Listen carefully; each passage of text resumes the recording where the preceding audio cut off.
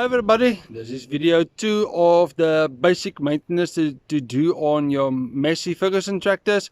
Thank you Sparex for sponsoring this video. You guys are really great.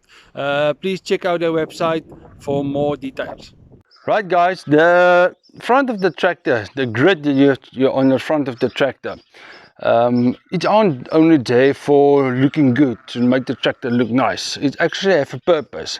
If you see your grid of your tractor have little small holes in it, and that is the first step for your radiator to get clean air.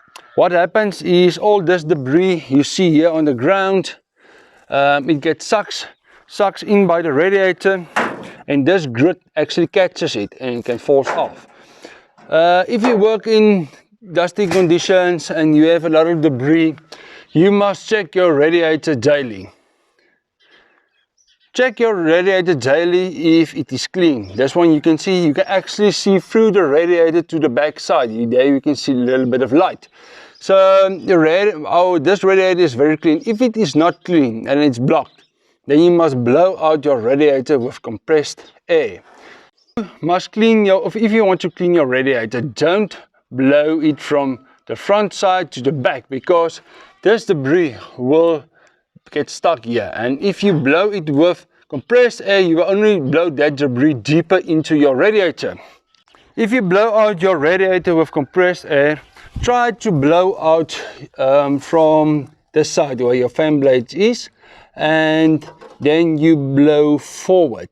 And that way all the debris you can blow off easily and your radiator don't block. The front axle on the tractor have a few greasing points that is very important to maintain as well. Underneath here we have a greasing point that grease the center pivot of your axle, and on the side here we have the grease nipple to grease your stop axle.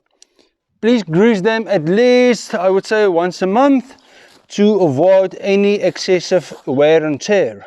When you are busy greasing your front axle, just notice that some tractors have a greasing point here at the hub as well. So only grease that as well, not too much.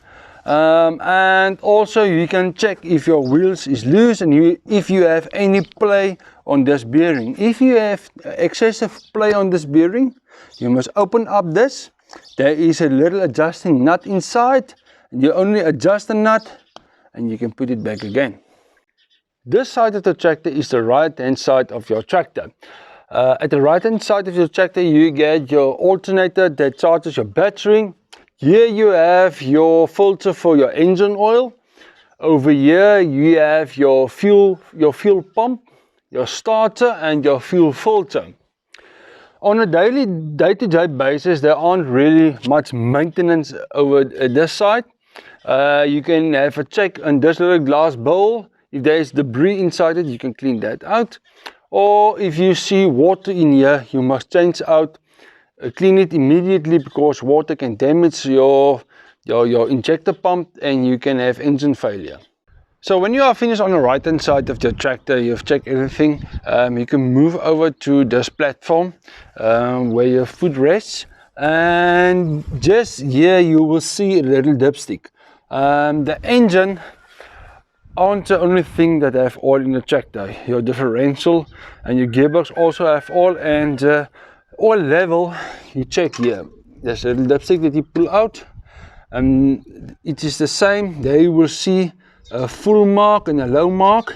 Just make sure that the oil you have in there is filled to the right level.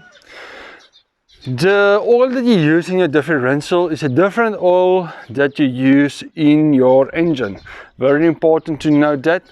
These old tractors use 80W90 oil. It's a thick oil. Just make sure, if you don't know what oil your tractor use, call your nearest dealer and they will tell you what oil you must put in your tractor. So if you check your differential oil and you short oil, you can come over here to next to your gear levers. Here you will see a little cap. You can open this cap and you can throw in your differential oil in here until it is the correct level that you need it to be. When you are finished with this side of the tractor, you can move over to your tire. All that you do with the tire, you see if your tire is at the right amount of air pressure inside of it, and you can look for damage on your tire like this. This is actually a repair that the guys did, so that is fine. And now you can go to the back of your tractor.